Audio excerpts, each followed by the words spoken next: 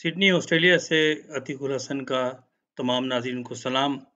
सामीन, हुज़ूर पाक सल्लल्लाहु अलैहि वसल्लम पर हमारी जान कुर्बान, हमारे जान और माल, हमारी औलाद, हमारे माँ-बाप कुर्बान।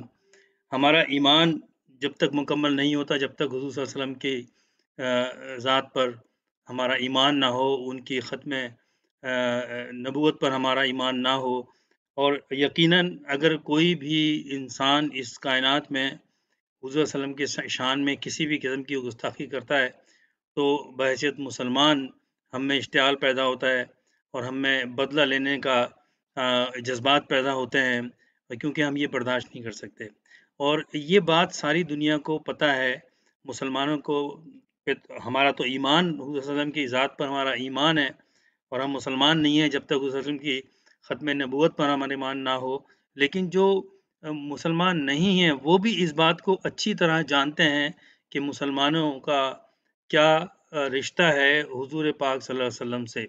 हुज़ूर पाक सल्लल्लाहु अलैहि वसल्लम की वो ज़ात है, जिसने इंसानियत को, दुनिया को और बिलख़ुसूस मुसलमानों को बताया कि अल्लाह की एक ज़ात है और हम सब को उसी ने पैदा किया है, उसी ने इस कायनात को पैदा किया है। और उसके बाद हुज़ूर सल्लल्लाहु अलैहि वसल्लम आखिरी नबी हैं, जिन पर हमारा ईमान है। हुज़ूर सल्लल्लाहु अलैहि वसल्लम की बताए हुए रास्ते पे चलना और कुरान पर चलना, ये एक मुसलमान के लिए लाज़मी है। हुज़ूर सल्लल्लाहु अलैहि वसल्लम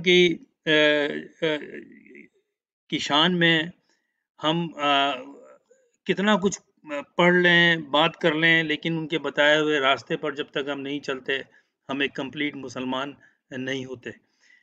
तो अब सवाल पैदा ये होता है कि क्या हम हुज़ूर सल्लल्लाहु अलैहि वसल्लम की बताए हुए रास्ते पे, सुन्नत पे, हदीस पे और कुरान करीम पे अमल करते हैं?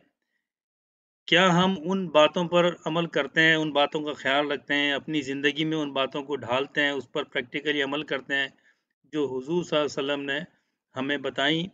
और क्योंकि हुज़ूर सल्लल्लाहु अलैहि वसल्लम रहमतुल लिल आलमीन थे, उन्होंने पूरी इंसानियत को इंसानियत दी।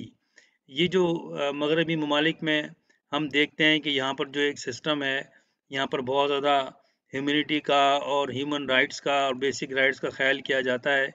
इनका सारा निज़ाम जो है, उसकी बुनियाद जो है वो इस्लाम है, वो कुरान है और हुज़ूर पाक सल्लल्लाहु अलैहि वसल्लम के बताए हुए रास्ते और उसूल हैं।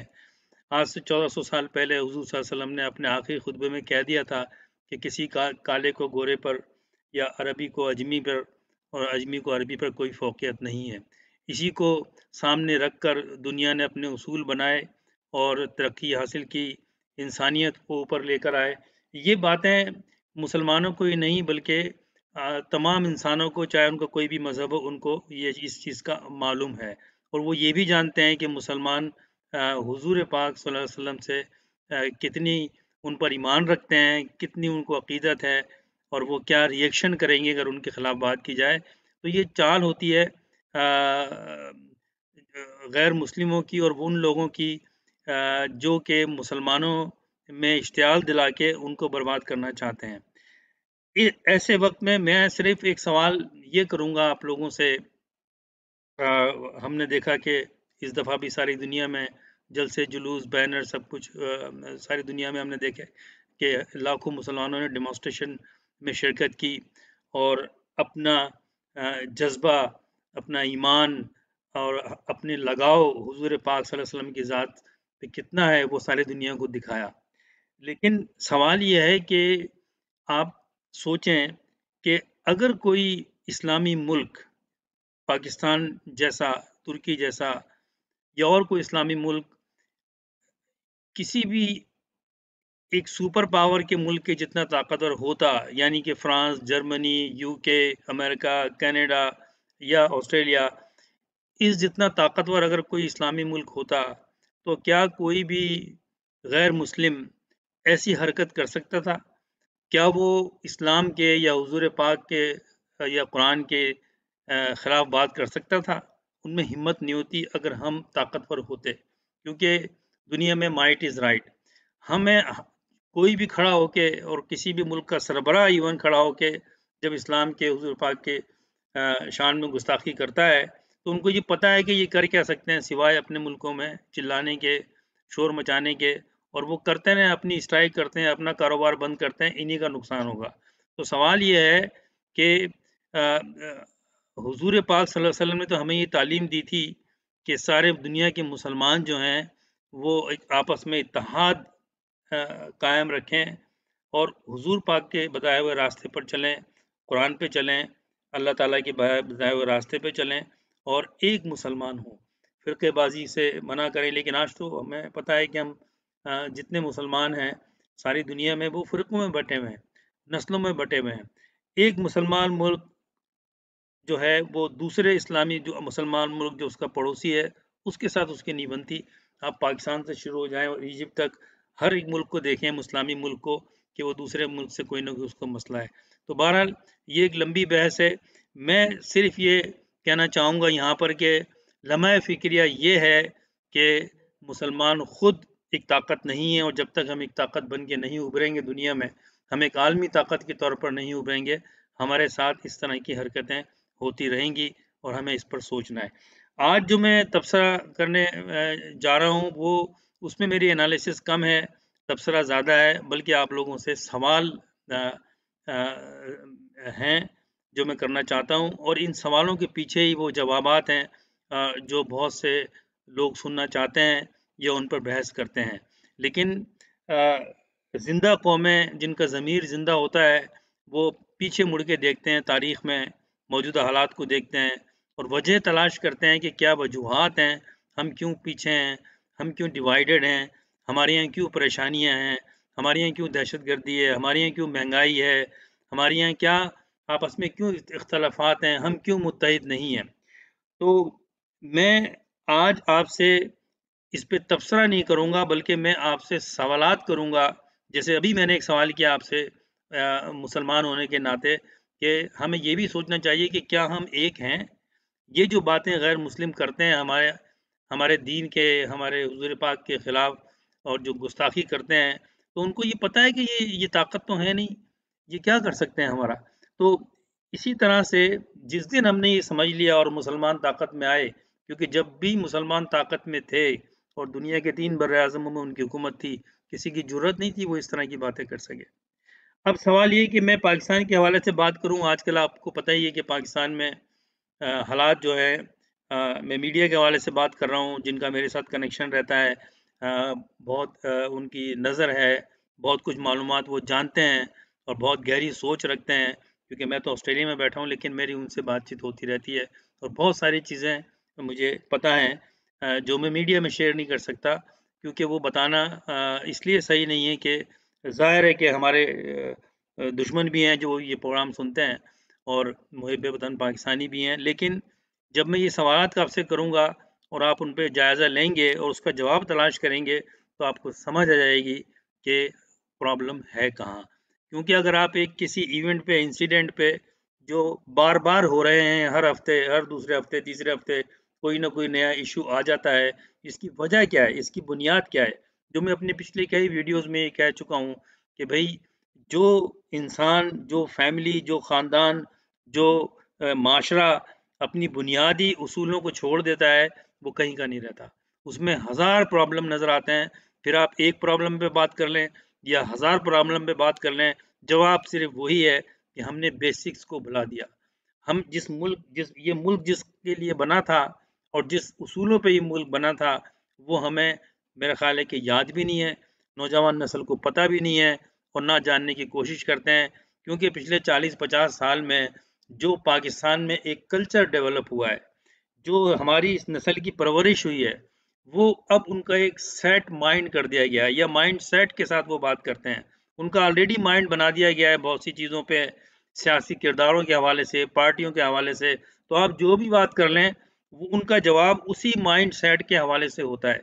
मिसाल के तौर पर अगर एक नवाज़ शरीफ का कोई चाहने वाला है, या कोई इमरान खान का चाहने वाला है, या ज़रदारी का चाहने वाला है, आप उसके सामने सुबह से शाम तक कितनी ही मिसालें दे दें, कितनी ही बातें कर लें, जो ज़मीनी हकीकत हैं, जो फैक्ट्स हैं, जो हिस्ट्री है, वो कुत्ते की दूम की तरह यही बात करेगा कि जी, ये जो है वो अपने लीडर को ही डिफेंड करेगा, क्योंकि ये एक कल्चर डेवलप पाकिस्तान में हो चुका है।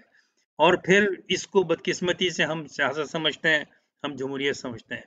जिन कौमों में वाक़ई जमहूरियत है, जिन कौमों में वाक़ई फ्रीडम ऑफ स्पीच है, जिन कौमों में जो पैट्रियोटिक हैं, अपने कौमी मफादात को जो कौमें समझती हैं, उनका कोई एक सियासी लीडर से सारी ज़िंदगी का रिश्ता नहीं होता।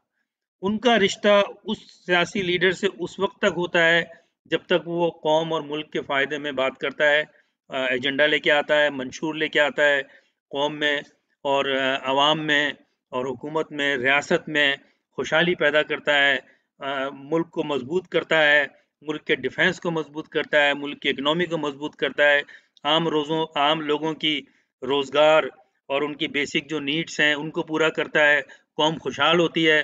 तो जब तक वो ये करता है, लोग उसको साथ देते हैं, जब नहीं करता है तो लोग उसको छोड़ देते हैं, किसी और पार्टी का या किसी और लीडर का इंतखाब करते हैं। इसी तरह से आप देखें, जहाँ पर सही मायनों में जमहूरियत है, वहाँ एक पार्टी आती है और ज़रूरी नहीं कि वो दोबारा भी वही पार्टी आए। पाकिस्तान को देखें तो वो 30-30, 40-40 साल से विरासती तौर पे सियासत चलाई जाती है।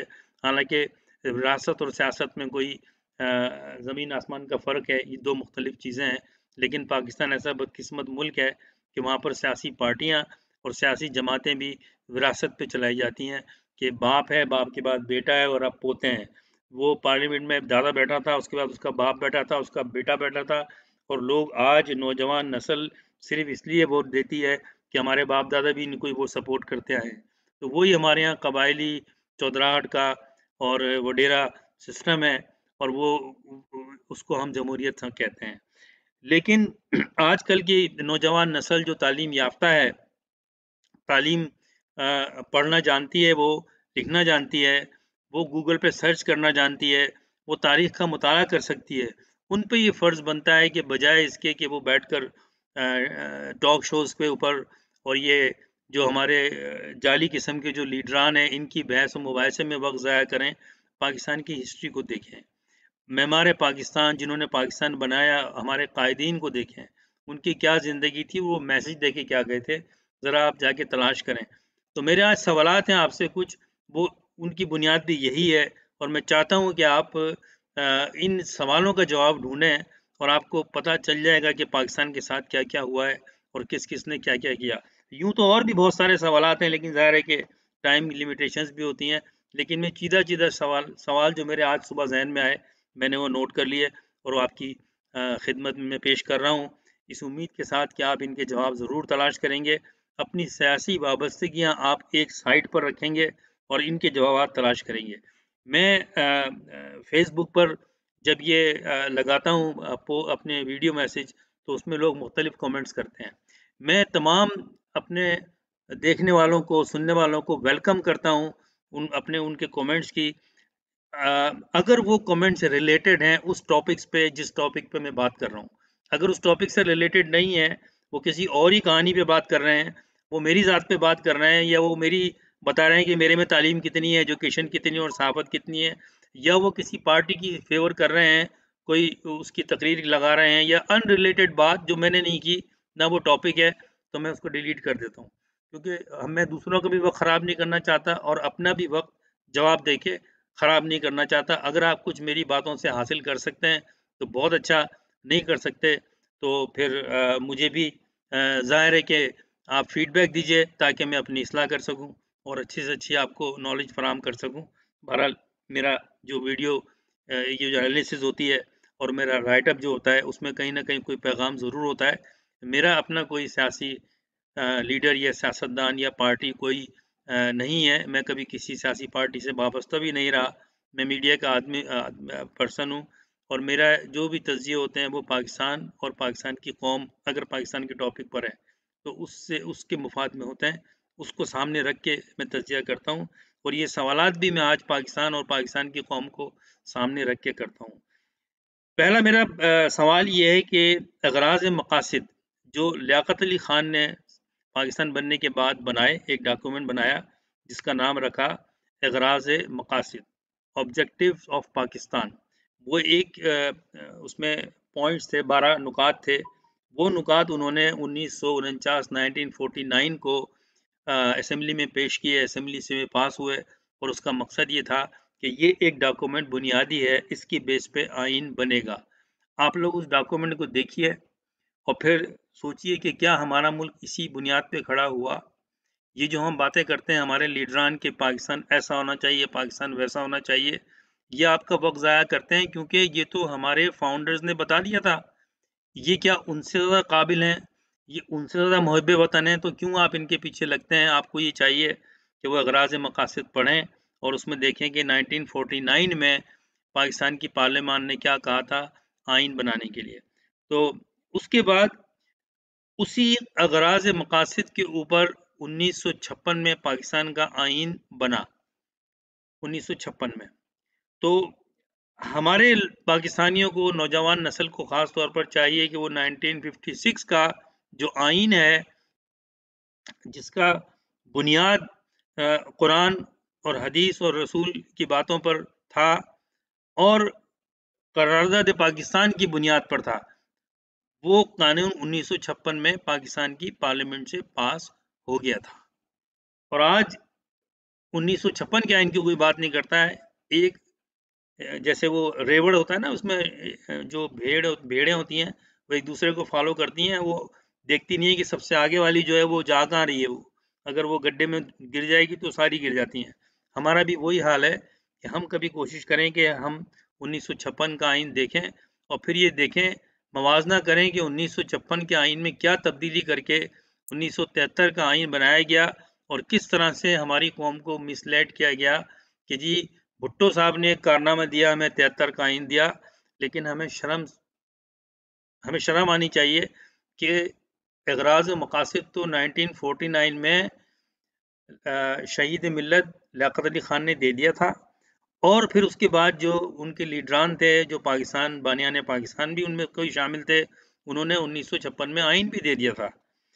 और तो अ, ये आपको देखना है कि उस आइन में और 73 के आइन में क्या फ़र्क था। और ज़ाहिर है कि 73 का जब आइन हुआ तो फिर पाकिस्तान आधा हो गया था और आधे पाकिस्तान को सामने रख के कुछ चीज़ें अपने मफाद में 73 के आइन में बनाई गई। मवाज़ना करना आपका काम है। तो और वजह भी तलाश करें कि क्यों बात नहीं करते 56 के आइन की। पाकिस्तान में पहला मार्शल लॉ लगा 1958 में, 1958 में, और वो अय्यूब खान ने नाफिज़ किया। अब और उसके बाद में एक आर्ज़ी हुकूमत बनाई पहले और उसके बाद में एक पार्टी बनाई, मुस्लिम लीग जो पाकिस्तान की पार्टी थी जिसने पाकिस्तान बनाया, उसमें से कुछ लोगों को लेके और उसने कैबिनेट जो बनाई, उसमें कुछ लोग मुस्लिम लीग से लिए जो कायद-ए-आज़म की मुस्लिम लीग थी और जिसको फ़ातिमा जिन्ना चला रही थी, उनकी बहन। और उस में कैबिनेट में और उनकी पार्टी में जो लोग लिए, उसमें जो कुछ जो मिनिस्टर्स थे, उसमें पेश नाम एक नौजवान लीडर था, वो था ज़ुल्फ़िकार अली भुट्टो और उसका सियासी करियर जो है वो अय्यूब खान की हुकूमत से, मार्शल लॉ से ही शुरू होता है और वो अय्यूब खान को उस्ताद मानता था, डैडी मानता था और बाकायदा डैडी कहता था अय्यूब खान को। तो ये है ज़ुल्फ़िकार अली भुट्टो का के करियर का आगाज़ और जिसने फिर पाकिस्तान में जो भी किया वो एक दास्तान है, लेकिन आपको ये मैं बताना चाहता हूँ और आप जाके ज़रूर इसका ये जाके स्टडी करें कि ये जिनको आप बहुत ज़्यादा कहते हैं कि वो कायद अवाम हैं और डेमोक्रेसी के चैंपियन हैं, उन्होंने आइन दिया, ये आए कहाँ से हैं? ये आपको देखना है कि ये फ़ौज की पैदावार है। जो आज फ़ौज को गालियाँ देते हैं, ये उनकी पैदावार हैं। और एक नमक हराम आपने लफ्ज़ सुना होगा, तो अगर कोई नमक हरामी पे आ जाए तो उसका क्या कर सकते हैं आप? लेकिन नमक तो फ़ौज का ही खाया हुआ है इन्होंने, अब ये कुछ भी कहें। तो मेरा कहने का मकसद यहाँ पर फ़ौज को डिफेंड करना नहीं है। अय्यूब खान को माशाल्लाह नहीं लगाना चाहिए था। मेरी अपनी सोच ये है कि ये गलत था, डेमोक्रेसी को चलने देना चाहिए था और डेमोक्रेसी चलती तो बांग्लादेश भी नहीं बनता। क्योंकि जो मेजॉरिटी चाहती वो होता तो बांग्लादेश अलग नहीं होता। बहुत सिंपल सा फार्मूला है। तो ये आप लोग ज़हन में रखें कि फ़ौज की हुकूमत सही नहीं होती है, लेकिन फ़ौज आ गई और उसके बाद में गलत काम हुआ और उसके बाद में जाने का नाम नहीं लिया और आज तक फ़ौज जो है पाकिस्तान की रियासत की जड़ों में बैठी हुई है, उसको निकालना उससे बहुत मुश्किल है। लेकिन अब जो डिमांड्स हैं पाकिस्तान की सालमियत की, वो मुख्तलिफ हैं जो 1958 में थी, उससे मुख्तलिफ हैं। तो आज तो फ़ौज की ज़रूरत है और पाकिस्तान को बचाना है, तो फौज को मजबूत करना है। ये आज के सिनारियो में बात कर रहा हूँ मैं। 1958 में जो हुआ वो एक डिफरेंट सिनारियो था। उस वक्त माशाल्लाह नहीं लगनी चाहिए थी, लग गई। पाकिस्तान को एक नए सियासी रुख पे या रियासती रुख पे डाल दिया गया। अब 50, 60, 70 सालों में सिनारियो चेंज हो गया। आज जो पाकिस्तान को बचाने की जो जो अनासिर हैं, जो पाकिस्तान को बचा सकते हैं, जो एलिमेंट्स हैं, और वो थोड़े से ही हैं। उसमें एक है, वो पाकिस्तान आर्मी है। तो अगर आर्मी भी कमज़ोर हो जाएगी तो पाकिस्तान में कोई दूसरा इंस्टीट्यूट है नहीं, क्योंकि यहाँ सियासत है नहीं, यहाँ सियासी लीडर है नहीं। तो इसलिए फ़ौज का होना और मजबूत होना, और फ़ौज का हमारी फ़ॉरेन पॉलिसी में इन्वॉल्व होना, आज के सिनेरियो की बात कर रहा हूँ, वो लाज़मी है। और इस पर आप सोचिए। इसके बाद अ, जो है बहुत सारे हमारे इवेंट हुए। सबसे बड़ा जो अलमिया हुआ वो पाकिस्तान को 2 हिस्सों में तकसीम, और मशरक़ी पाकिस्तान का टूटना, और बांग्लादेश का बनना। इस पर हम जितना मातम करें, जितने नोहे करें, कम है। लेकिन वजह क्या है कि हम यौम दिफा 6 सितंबर 1965 तो मनाते हैं, और उसपे हम फौजी नुमाइशें भी करते हैं, उसमें हम फौज की तारीफें भी करते हैं, फौज के हम झंडे उठा के फौज के हक में नारे भी लगाते हैं, जो ठीक है, अच्छी बात है। अपनी फौज को आपको अप्रिशिएट करना चाहिए, आपको यौम दिफा मनाना चाहिए। मैं इस पर कोई दो राय नहीं रखता, बल्कि मैं इसका हामी हूँ कि करना चाहिए हमें, अच्छी बात है। पाकिस्तान की फौज ने पाकिस्तान को बचाया 1965 में।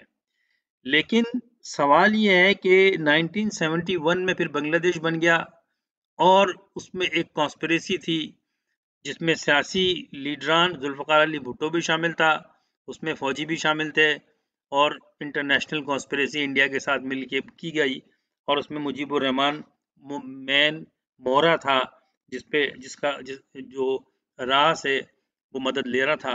तो मेरा सवाल ये है कि जब हम 6 सितंबर मनाते हैं, तो हम 16 दिसंबर 1971 सकूत ढाका जब बांग्लादेश बना, उसका दिन क्यों नहीं मनाते हैं? उस दिन हम क्यों बहस व मुबाहिसा नहीं करते, हम तारीख में नहीं जाते, और अपनी नौजवान नस्ल को नहीं बताते कि आखिर हुआ क्या था, बांग्लादेश बना कैसा? क्योंकि जब हम नहीं बताते हैं, तो आजकल के जो ये जाली किस्म के लीडरान हैं, जिन्होंने उस वक्त बांग्लादेश बनाने में किरदार अदा किया, आज वो हमारे हीरो बने हुए हैं, और यही वजह है इस प्रॉब्लम की। आज वो असेंबलियों में उनकी उनकी औलादें बैठी हुई हैं, ये वही जो है ना, ये उन्हीं की औलादें हैं ये। ये नज़रियात पाकिस्तान के ख़िलाफ़ हैं। इनमें से इनके इनके बाप-दादाओं ने मशरक़ी पाकिस्तान बनने में किरदार अदा किया था। तो हमारी नौजवान नस्ल को ये पता होना चाहिए, और हमें 16 दिसंबर 1971 का दिन भी मनाना चाहिए, और उस दिन हमारे यहाँ प्रोग्राम होने चाहिए, और बांग्लादेश क्यों अलग हुआ उस पर हमें डिबेट करना चाहिए। और जो सकूत ढाका पे रिपोर्ट थी हमीदुर रहमान कमीशन की, उस पर उसको आम होना चाहिए, और उसको तालीमी निसाब में रखना चाहिए। हमारी नौजवान नस्ल को बताना चाहिए, क्योंकि जो कौमें अपनी कमज़ोरियों पर गौर नहीं करती, वजूहात तलाश नहीं करती, वो आगे अपनी कमज़ोरियाँ ठीक भी नहीं कर सकती। यही हमारे मुल्क का अलमिया है। आज हमारा मुल्क पीछे से पीछे चला जा रहा है, कर्ज़ों में दब गया है, इसलिए कि हमने कभी भी ये कोशिश नहीं की कि जो गलतियाँ की हैं वो क्यों हुई हैं, उस पे गौर नहीं किया हमने। उसके बाद एक बहुत वाविला मचाया जाता है, और ये कहा जाता है कि भुट्टो शहीद, भुट्टो शहीद, भुट्टो शहीद। मेरा अपना पॉलिटिकल व्यू है, और एक पॉलिटिकल एनालिसिस है। आप इख्तलाफ करें तो आपकी मर्ज़ी, वेलकम। लेकिन मैं ये समझता हूँ कि भुट्टो कत्ल में मुलव्विस था। नवाब मोहम्मद अहमद ख़ान के कत्ल में मुलव्विस थे। उसका रिकॉर्ड है, कोर्ट के पास रिकॉर्ड था, उन्होंने ऑर्डर दिया था, और उसी के जुर्म में जुल्फ़िकार अली भुट्टो को फांसी हुई।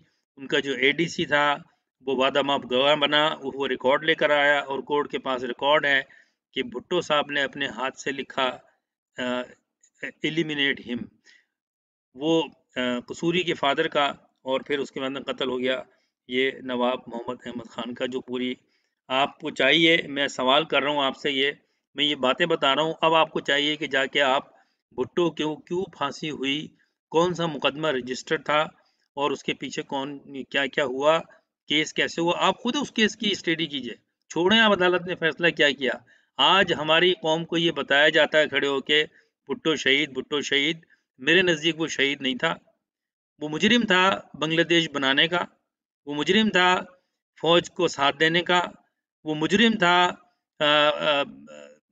सिंध में लिसानी फ़साद पैदा करने का, सिंध को डिवाइड करने का, अर्बन का सिंध का, बहुत सारे चीज़ें उसने की जो जो क्रिमिनल एक्टिविटीज़ थी, जो माशरती क्राइम्स थे, जो पाकिस्तान के नज़रियात के ख़िलाफ़ थे, उसने नेशनलाइज़ेशन की, वो सोशलिज़्म का प्रचार करता था, सोशलिज़्म लेकर आया, सोशलिज़्म के नारे लगाए उसने कि इस्लाम हमारा मज़हब है और सोशलिज़्म हमारी मईशत। ये ज़ुल्फ़िकार अली भुट्टो का नारा था, जो नज़रिया पाकिस्तान के ख़िलाफ़ था और है, और हम उसको सपोर्ट करते हैं, उसके नवासे को। दूसरा मेरा सवाल ये है कि आज जो है सब बात करते हैं कि जनाब बिलावल ज़रदारी, बिलावल भुट्टो। मैं हमेशा बिलावल ज़रदारी कहता हूँ, क्योंकि मैटर ऑफ फैक्ट हकीकत बात यह है, इसमें क्या कोई शक है किसी को कि वो ज़रदारी है, वो भुट्टो नहीं है। उसका बाप आसिफ अली ज़रदारी है, उसका दादा हाकिम अली ज़रदारी है। ख़ानदान चलता है बाप से दादा से। उसकी रगों में ज़रदारी ख़ानदान का खून है, और ये ज़रदारी ख़ानदान कौन है ये? आसिफ अली ज़रदारी का बाप का नाम था हाकिम अली ज़रदारी। मैंने कई दफ़ा ये वीडियो क्लिप्स जो है मौजूद हैं यूट्यूब पे, आप जाएँ, हाकिम अली ज़रदारी अब्यूज़िंग कायद-ए-आज़म। पाकिस्तान एक इंटरव्यू में उसने जो रिकॉर्ड है यूट्यूब पे है, मैंने कई दफ़ा लगाया और कई दफ़ा मैं जब रेडियो करता था उस पे भी मैंने चलाया, जिसमें वो कायद-ए-आज़म के बारे में बुरा-भला कह रहा है, और मैं वो लफ्ज़ नहीं दोहराना चाहता। आप जाकर सर्च करें यूट्यूब पे और देख लें कि आसिफ अली ज़रदारी उसका बेटा है और बिलावल ज़रदारी उसका पोता है। तो इनकी रगों में वो खून है, वो सोच है जो हाकिम अली ज़रदारी की सोच थी। और उसकी सोच क्या थी? वो कहता था कि कायद-ए-आज़म और इन्होंने खाना खराब किया हिंदुस्तान का, ये सब बकवास करते थे ये। कभी आपने बिलावल ज़रदारी के मुँह से हाकिम अली ज़रदारी का नाम सुना? मैं अपने दादा का नाम बड़े फ़ख्र से लेता हूँ। मुझे I am proud of my grandfather कि उन्होंने जो पाकिस्तान के लिए कुर्बानियाँ दी और अपने ख़ानदान के लिए जो कुर्बानियाँ दी, मुझे फ़ख्र होना चाहिए। और हर इंसान को अपने बाप के दादा पर फ़ख्र होना चाहिए कि हम उन्हीं से पैदा हैं। ये क्यों अपने दादा का नाम नहीं लेता? क्योंकि इसका दादा क्रिमिनल एक्टिविटीज़ में इन्वॉल्व था, गुंडा था कराची में, भत्ते लेता था और फिर पाकिस्तान के खिलाफ था, आज भी है, और बाप भी वो था। हमारी कौम ने क्या वजूहत थी कि उसके बेटे को, अगर कोई पाकिस्तान के खिलाफ बात करता है, अगर कोई कायद-ए-आज़म के खिलाफ बात करता है, बनियान पाकिस्तान लियाकत अली खान के और जितने उनके अल्लामा इकबाल के जो भी पाकिस्तान को बनाने में जिन्होंने किरदार अदा किया, उनके खिलाफ बात करता है, उसको सीधा-सीधा पाकिस्तान के खिलाफ एक्ट में बंद करना चाहिए। 1 महीने में फैसला होना चाहिए और उसको 7 से 10 साल की सज़ा होना चाहिए विदाउट एनी क्वेश्चन। इस पे कोई अवाम बात नहीं कर रही किसी को, और कोई अवाम बोलेगी भी नहीं, क्योंकि सब मुहिब वतन है पाकिस्तान की अवाम। लेकिन अब उनका एक माइंड इस तरह से सेट कर दिया गया है कि वो भूल गए अपने बनियान को और बनियान के उसूलों को और पाकिस्तान के नज़रियात को। तो क्यों नहीं किया गया? क्यों हाकिम अली ज़रदारी पे मुकदमा क्यों नहीं चलाया गया? किस तरह से हमने उसके बेटे को, जो सबको पता है कि वो मिस्टर 10%, मैं एक दफ़ा एक आध वाक़या है जो मैं शेयर करता हूँ। यहाँ के जब विज़िट किया बेनज़ीर ने और ज़रदारी ने, यहाँ के मुझे एक सेनेटर ने बताया, पर्सनल मेरी उनसे बातचीत हुई कि ज़रदारी ने किस तरह से एक मिनिस्टर को ऑफ़र किया कि मुझे हमें एक कॉन्ट्रैक्ट दे दो, तो हम तुम्हारे किसी अकाउंट में पैसे पहुँचा देंगे, तुम्हारा कमीशन। मैं बखुदा ये बता रहा हूँ कि मुझे एक सेनेटर ने खुद बताया कि ही वाज़ सरप्राइज़्ड जब उसने सुना कि ये वो प्रेज़िडेंट बन गया पाकिस्तान का। तो इस पर हमारी कौम को गौर करना चाहिए। जो मैं बातें कर रहा हूँ, मैं किसी पार्टी की हिमायत नहीं कर रहा, मैं पाकिस्तान को सामने रख के बात कर रहा हूँ, पाकिस्तान की आवाम को, और ये बता रहा हूँ कि हम इस हालात तक क्यों पहुँचे हैं। हमने पाकिस्तान के नज़रियात के खिलाफ लोगों को, गद्दारों को सदारत की कुर्सी पे बिठाया है, फिर हम क्या बातें करते हैं। तो एक ये है। दूसरी ये तो ये आप ज़रूर सवाल उठाएँ। पीपल्स पार्टी के लोगों से मैं ये सवाल करता हूँ कि आप ये बताएं कि बिलावल जो है वो अपने नाना की बात क्यों करता है, अपने दादा की बात क्यों नहीं करता, अपने बाप की बात भी नहीं करता इतनी वो। एक तो बात ये है। दूसरी बात ये, बिलावल बिलावल जरदारी की माँ बेनज़ीर भुट्टो को क्यों फांसी लगी, उसकी आज तक इंक्वायरी, इसका रिजल्ट क्यों नहीं आया और साबित क्यों नहीं हुआ। और उसकी वजह यह है कि बेनज़ीर भुट्टो एंटी पाकिस्तान एक्टिविटीज़ में इन्वॉल्व थी। किस तरह से कि वो उसने दो काम किए जो इनडायरेक्टली पाकिस्तान के फेवर में नहीं थे, पाकिस्तान की जो फॉरेन पॉलिसी है उसकी फेवर में नहीं थे। एक काम तो उसने ये किया जो आईएसआई को पता चल गया कि सिखों की तंजीम, सिखों की मूवमेंट चल रही थी हिंदुस्तान में, उस मूवमेंट को ख़त्म कराने में बेनज़ीर का हाथ था। उनको लिस्टें दी गई सारी, जो सिख एक्टिविस्ट थे उनकी लिस्ट, ये एतजाज़ एहसन जो वकील है इस पे केस भी बना था, इसके थ्रू उनको हिंदुस्तान की गवर्नमेंट को लिस्ट दी गई कि ये सिख हैं जो आपके यहाँ जो है खालिस्तान की तहरीक चला रहे हैं। और उसको फिर हिंदुस्तान की हुकूमत को उन लोगों को टारगेट किया उनको, और खालिस्तान की तहरीक को ख़त्म करने में बेनज़ीर ने एक तरह से किरदार अदा किया। ये इसी तरह का किरदार बेनज़ीर के बाप जुल्फ़िकार अली भुट्टो ने किया था। आप बजाय इसके पीपल्स पार्टी वाले के मेरे खिलाफ आप लिखना शुरू कर दें कमेंट्स, खुदा के वास्ते जाके हिस्ट्री पढ़ें जो हकीकत है। दूसरी बात यह है कि तो फिर बेनज़ीर का कत्ल क्यों हुआ, उसमें भी कॉन्स्पिरेसी थी। बेनज़ीर को इंटेलिजेंस एजेंसीज ने मारा क्योंकि बेनज़ीर ने तालिबान की लिस्टें अमेरिका को प्रोवाइड की और ये वादा किया अमेरिका में बैठ कर के वो अब उनको वजारत उस्मा दी जाए, आप मुशर्रफ से बात करें। मुशर्रफ के साथ डील कराई गई जो मुशर्रफ कहते हैं कि उनकी ज़िंदगी की सबसे बड़ी मिस्टेक्स थी, जिसे आप एनआरएम कहते हैं। और ये हुआ कि मुशर्रफ साहब सदर होंगे, ये जनाब वज़ीर आज़म होंगी, लेकिन बाद में पता ये चला उसमें कि इन्होंने डील की है और उन्होंने लिस्टें बेनज़ीर ने प्रोवाइड की हैं तालिबान की जो उस वक्त मूवमेंट कर रहे थे। और उसके ऊपर फिर और आईएसआई को भी बहुत सारी इंफॉर्मेशन आईएसआई की प्रोवाइड की, जिस पर के बेनज़ीर का कत्ल हुआ। यही वजह है कि जरदारी जो है सदर बनने के बावजूद वो पता नहीं लगा सका कि बेनज़ीर को किसने मारा है, लेकिन जिन्होंने मारा है और जो लोग करीब हैं और जो रियासत आला ओहदों पर बैठे हुए हैं उस वक्त भी और आज भी, उनको पता है कि बेनज़ीर को किसने मारा है और क्यों मारा है। तो इसकी भी, ये शहीद बनते हैं सारे, इनका भी होना चाहिए। दूसरा मेरा क्वेश्चन ये है कि बिलावल जो है वो बीबी शहीद बीबी शहीद बीबी शहीद की बातें करता है अपनी माँ की। तो एक तो ये कि वो शहीद है या नहीं, ये बात है, चलें इसको एक तरफ रख दें, मैं इस पर बहस नहीं करता।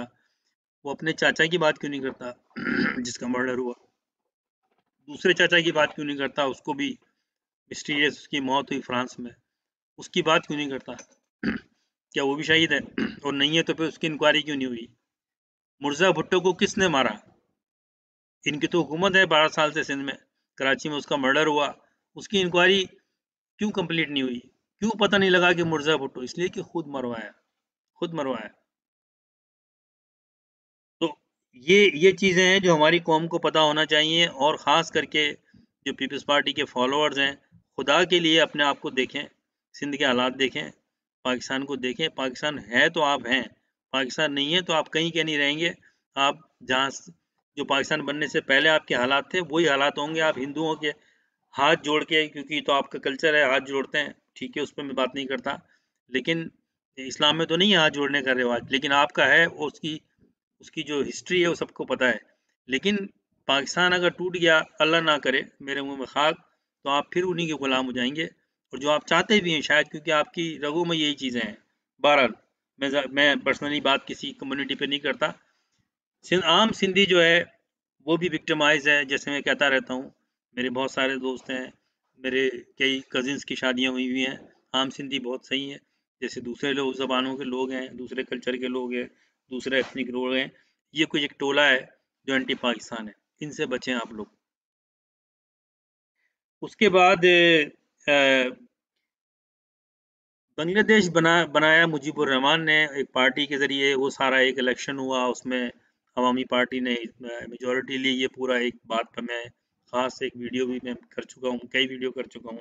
लेकिन मेरा सवाल ये है आप लोगों से, इस पर आप बात कीजिए, इस पर आप पता लगाइए कि जी ये जो अ, मुजीबुर रहमान को जब वो बात कर रहा था मशरक़ी पाकिस्तान की फ्रीडम की और इस तरह की बातें, तो उसको अय्यूब खान के हुकूमत में लंदन क्यों भेजा गया? उसको बंद क्यों नहीं किया गया? और अगर वो गद्दार था तो उस पे गद्दारी का मुकदमा कैसे क्यों नहीं चलाया गया?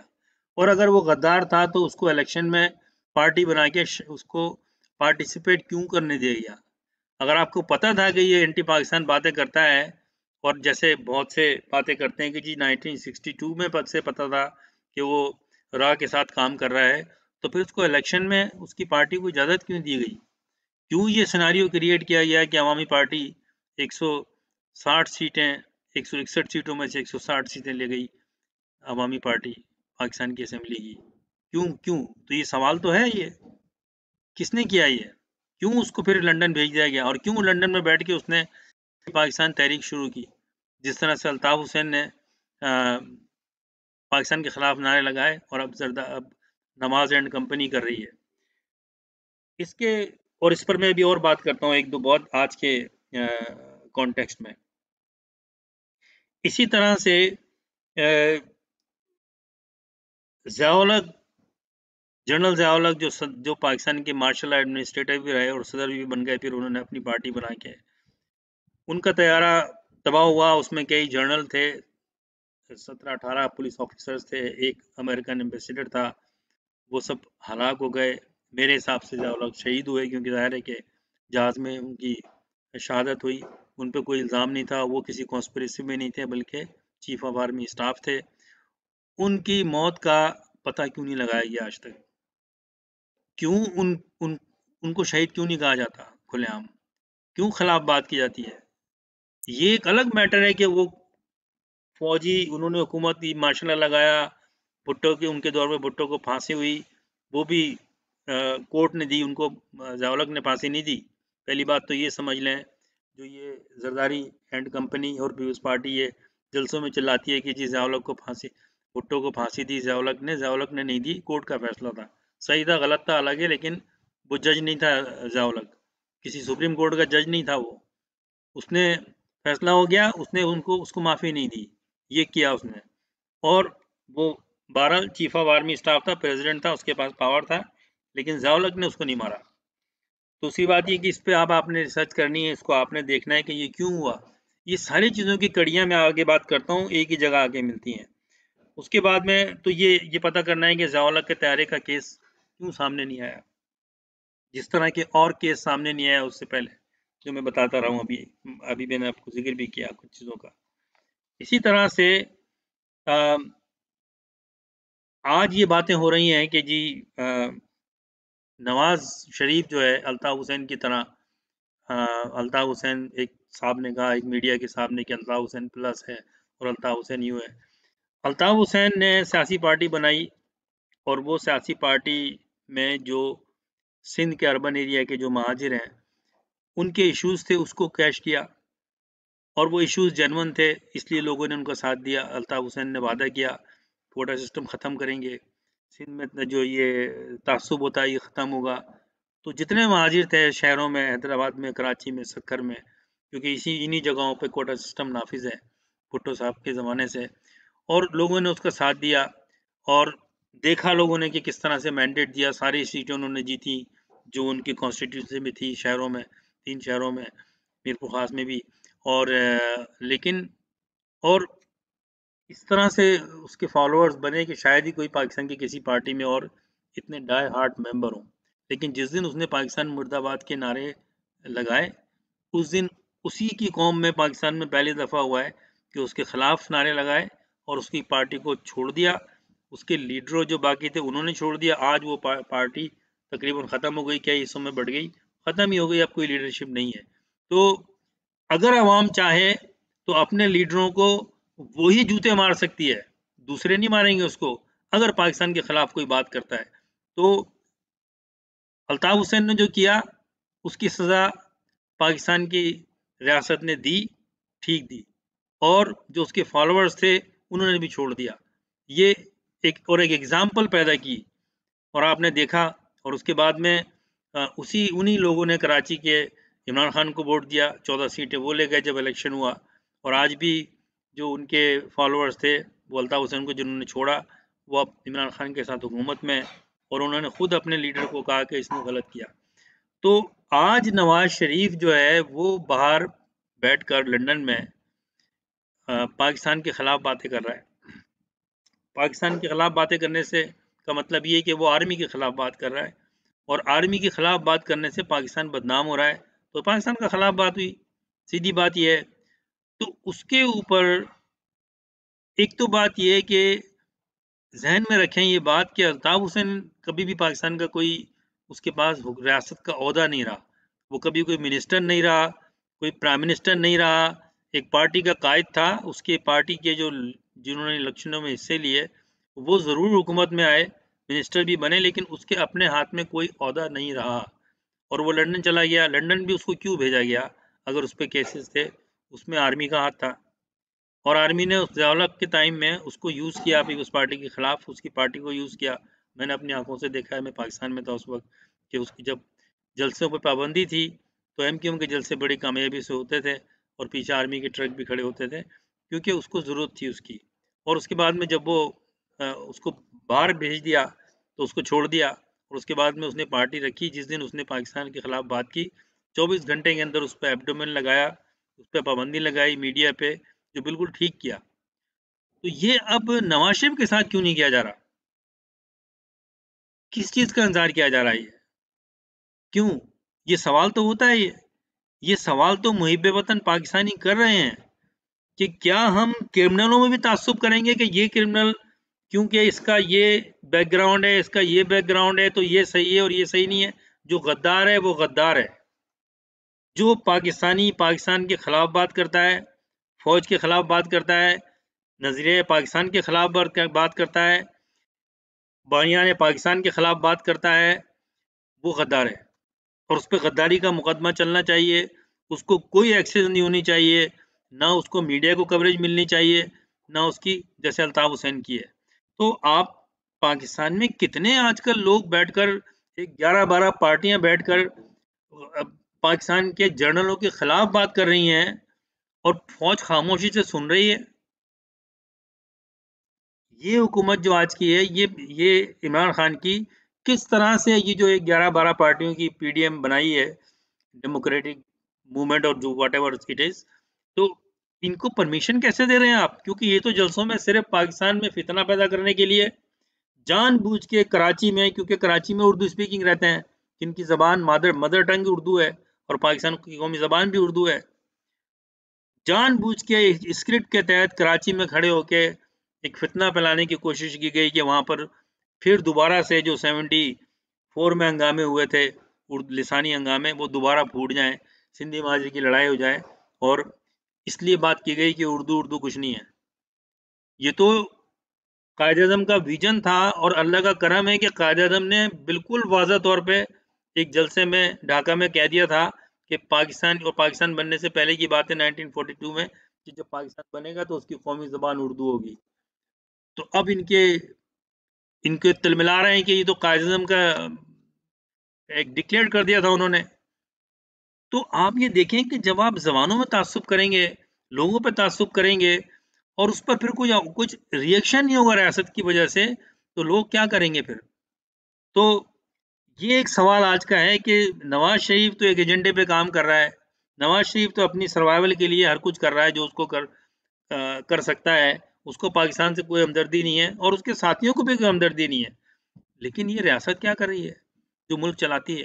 एस्टेब्लिशमेंट क्या कर रही है? इमरान खान क्या कर रहा है? और अब सुनने में मेरे ही आ रहा है मीडिया के हवाले से ही कि बाजवा साहब की और इमरान खान की जो वन ऑन वन मीटिंग हुई है, जो 40 मिनट होनी थी, जो 2 ढाई घंटे हुई है, उसमें काफ़ी अनबन हुई है एक दूसरे की, इसलिए कि अब ये बातें आ रही हैं, क्योंकि इसका प्रूफ नहीं, लेकिन ये बातें सामने आ रही हैं क्योंकि मीटिंग सिर्फ वन ऑन वन थी, कोई तीसरा उसमें शख्स नहीं था।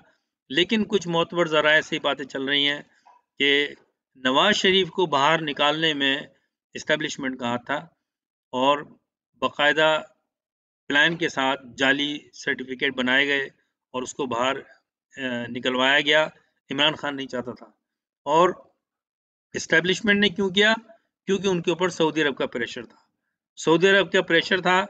सऊदी अरब ने पहले भी किया, मुशर्रफ के टाइम भी इनको बाहर निकाल दिया, क्योंकि याद रहे कि नवाज शरीफ के ऊपर मुशर्रफ जो आर्मी चीफ थे, उनका तैयारा अगवा करने का केस था। उन पे कत्ल का, उन पे अगवा करने के केस पे उनको फांसी होनी चाहिए थी। उसको उन पे केस चल रहा था नवाज शरीफ पे। वो केस खत्म हो गया ऑटोमेटिकली, क्योंकि सऊदी अरब ने इंटरफेयर करके उसको प्रेशर डाल के फौज को और मुशर्रफ साहब को उसको बाहर भेज दिया। अब भी फिर जो है सऊदी अरब ने फौज पे प्रेशर डाल के, क्योंकि कोर्ट के थ्रू नहीं हो सकता था, इस दफ़ा कोर्ट जो है वो सख्ती से खड़ी रही और उसको सज़ा हो गई, वो जेल में चला गया। तो अब एक कन्विक्ट को बाहर कैसे निकाला जाए? तो ये प्लान किया गया, जाली पूरा एक फैब्रिकेटेड जो है वो मेडिकल सर्टिफिकेट बनाए गए।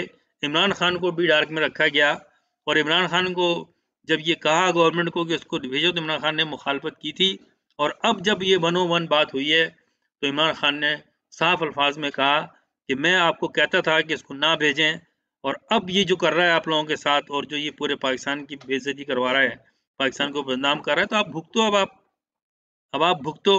और अब ये फौज जो है, हमारी इस्टेब्लिशमेंट जो है, ये क्यों इस पर गद्दारी का केस लगाकर, और जितने लोग शामिल हैं, और इसके जो साथ में हैं, अभी एजाज सादिक का स्टेटमेंट देख लें, क्यों आप इनको बर्दाश्त करते हैं?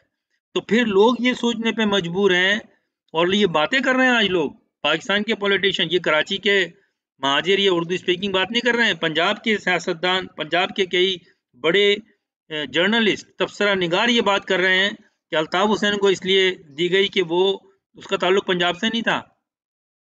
मैं इस बात को नहीं मानता ज़ाती तौर पे, लेकिन जब आप इस तरह की चीज़ें करेंगे तो लोगों का ज़हन इसी तरफ जाएगा। और क्या बात है, क्या सोचेंगे? वो कहेंगे भाई क्योंकि अल्ताफ हुसैन का ताल्लुक तो कराची से था, तो इसलिए जो भी आया कर दिया, कौन उसके लिए बोलता। लेकिन इसका ताल्लुक पंजाब से है, तो लोग, ये बातें मैं नहीं कर रहा हूँ, ये बातें आप लोगों ने सुनी होंगी, जो बड़े बड़े सीनियर सहाफ़ी बातें कर रहे हैं इस वक्त, जो मुहिब वतन सहाफ़ी हैं। तो मैं ये कहता हूँ कि चाहे किसी का ताल्लुक किसी सूबे से हो, कोई ज़बान बोलता हो, जो पाकिस्तान के ख़िलाफ़ है, उस पर गद्दारी का मुकदमा चलना चाहिए। और आपने पहले भी, हमने आधा पाकिस्तान खो दिया। MQM का, अल्ताफ हुसैन का प्रोग्राम जिनापुर का था, जिसपे मैं 90s में भी बात की मैंने, और बहुत से MQM के लोग भी उस वक्त जो अल्ताफ हुसैन के साथ थे, मेरे खिलाफ हो गए, बहुत सी मुझे गालियाँ भी लिखी। लेकिन हमें तो पता था इस बात का। मुझे तो वो ग्रेटर कराची का मंसूबा, फिर सिंधु देश का मंसूबा। सिंधु देश के जो लोग हैं, एलिमेंट्स हैं, वो पीपल्स पार्टी में इस वक्त, वो हुकूमत में है। बिलावल भी उन्हीं की बातें डिक्टेशन ले रहा है। आज उनमें से कई लोग पार्लियामेंट में बैठे हुए हैं सिंध की, जो सिंध तोड़ना चाहते हैं। और ये इस्टेब्लिशमेंट को, पाकिस्तान की आवाम को, खास करके पंजाब की आवाम को, क्योंकि पंजाब की आवाम 60% 65% है, उनको ये समझना चाहिए कि ये सिंध को तोड़ना चाहते हैं, सिंधु देश बनाना चाहते हैं। और इनके रास्ते में कोई अगर दीवार है, तो वो सिंध के शहरी इलाकों में रहने वाले उर्दू स्पीकिंग या महाजिर हैं। अगर वो ना होते तो ये सिंध तोड़ देते अभी, क्योंकि वो जो उर्दू स्पीकिंग है, महाजिर हैं, उनका जीना मरना तो पाकिस्तान के साथ है, मुहिब वतन पाकिस्तानी है। लिहाजा इस्टेब्लिशमेंट को, रियासत को, उन लोगों को मजबूत करना चाहिए जो मुहिब वतन पाकिस्तानी हैं। पाकिस्तान को बचाने का यही तरीका है, उनको लुक आफ्टर करना चाहिए। उनके साथ जो ज़्यादतियाँ करती है ये सिंध के जो गवर्नमेंट है, ये इसीलिए करती है कि इस तरह की अनारकी पैदा हो, ताकि अगर पाकिस्तान, जब तक अगर हुकूमत कर सकते हैं पाकिस्तान में, तो ठीक है, फ़ायदा उठाओ, और जिस दिन ये ख़त्म हो गया तो हम पाकिस्तान फिर सिंधु देश बनाएंगे इंडिया के साथ मिल के। तो इस बात को समझने की ज़रूरत है हमारे लोगों को। और नवाज शरीफ और उसका टोला जो आजकल बयान दे रहा है, अब मुहिब वतन पाकिस्तानी तो इस बात को सोच रहे हैं कि इस पे पाकिस्तान की फ़ौज खामोश क्यों है। इस पे मुझे उम्मीद है कि पाकिस्तान की फ़ौज जो है वो कुछ ना कुछ कार्रवाई कर रही होगी। और इमरान खान साहब बेबस नज़र आते हैं, और अब उनको भी पता चल गया होगा कि पाकिस्तान को कौन चला रहा है और किस तरह चला रहा है और कैसे चीज़ें होती हैं। बहुत सारे ऐसे भी लोग हैं अब इसके ग्रुप में, इसके पार्टी में, नवाज शरीफ की, जो फ़ौज की पैदावार है। ये ख्वाजा आसिफ का बाप, ये खुर्रम दस्तगीर का बाप, ये सब ज़िया-उल-हक के दौर में मिनिस्टर थे, जो आप फ़ौज को बुरा कह रहे हैं। मिनिस्टर थे ये। ये ऐसे नमक हराम है ये। और आज बातें करते हैं कि ये फ़ौज ऐसी है, फ़ौज ऐसी है। फिर सिंध में चले जाएँ, इवन पीर पगारा जो अभी हैं उसके फ़ादर ने एक दफ़ा कहा एक इंटरव्यू में, खिलाफ नहीं था लेकिन ये बात थोड़ी-सी मायूब थी कि जी कायद-ए-आज़म जो हैं, वो आप लोगों का वो कायद होगा अवाम का, हमारा तो बाप का तो वकील था वो। तो इस तरह की बातें करते हैं लोग जो जिनको कोई ग़र्ज़ नहीं है पाकिस्तान रहे या नहीं रहे। ये हमारी रियासत को सोचना चाहिए और जब तक इस पे सज़ाएँ नहीं होंगी, पाकिस्तान का अब मसला ये है कि पाकिस्तान बहुत ख़तरनाक हालात में इस वक़्त चल रहा है। जो इंटरनेशनल एजेंडा है अमेरिका का, इंडिया का, वो कामयाब हो रहा है। उन्होंने हमारे ही लोग बदकिस्मती से हायर कर लिए हैं। उनको हुकूमत देने की, रियासतें बनाने की, उनको साथ में देने की, ये ग्रेटर कराची, ये सिंधु देश, ये ग्रेटर पंजाब, ये सारे इनको लालचें दी हैं। ये वही चीज़ें हैं जो ये जब गोरे हिंदुस्तान में थे, तो उन्होंने जिस तरह से रियासतें दी थीं नवाबों को, महाराजाओं को, वडेरों को, आज भी ये वही इन्होंने ऑफ़र दी हुई हैं। इसलिए इनको कोई पाकिस्तान से मोहब्बत नहीं है। ये कोई ना इनको नज़रिया पाकिस्तान से मोहब्बत है, लेकिन अगर कोई पाकिस्तान को बचा सकता है इस वक़्त, तो वो पाकिस्तान की आर्मी है, सख्त सज़ाएँ हैं और कोर्ट हैं। फौरी तौर पे इन पे केसेस बनने चाहिए, स्टेट को उनके खिलाफ केस करना चाहिए। स्टेट ये ख्याल नहीं करे कि कोई आम आदमी जाके एफआईआर कटवाएगा नवाज शरीफ की। ये तो स्टेट के खिलाफ बात कर रहे हैं, तो स्टेट को इसमें पार्टी बनना चाहिए और केस करना चाहिए और इनकी जो अदालतें हैं वो स्पेशल कोर्ट में चलनी चाहिए। ये आम क्राइम नहीं है ये। स्टेट के खिलाफ बात करना आम क्राइम नहीं है। फौज के खिलाफ बात करना, कौन सा मुल्क में कौन सी पार्टियां, कौन सी आवाम ऐसी है जो अपनी फौज के खिलाफ बात करती है? ये पाकिस्तानी है। और अगर कोई करती है तो वहाँ बगावत हो जाती है फिर ये। तो हमारी आवाम को फ़ौज पे प्रेशर डालना चाहिए कि इन पे गद्दारी के मुकदमात कायम करें, क्योंकि इमरान खान तो बेबस नज़र आता है, उसके हाथ में कुछ है नहीं। तो यही आज का तबसरा था मेरा। तबसरा तो कम था, सवालात ज़्यादा थे और इस मेरी अपील के साथ कि अब आप इस जो मैंने सवालात छोड़े हैं, इनको प्लीज़ नई नस्ल जो है, इन पर गौर करे और पाकिस्तान के लिए दुआ करे। आपस में तफ़रक़ेबाज़ी, फ़िरक़ेबाज़ी, ये एथनिसिटी, सूबाइयत ये ख़त्म करें। ये वक़्त बहुत नाज़ुक है। पाकिस्तानी बन के सोचें, पाकिस्तान के लिए सोचें। ये सोशल मीडिया पे बैठ के पार्टियों के खिलाफ और फ़ेवर में बातें करने से अलावा बजाय पाकिस्तान की बात करें। इंशाअल्लाह फिर आपसे बात होगी। अल्लाह हाफ़िज़।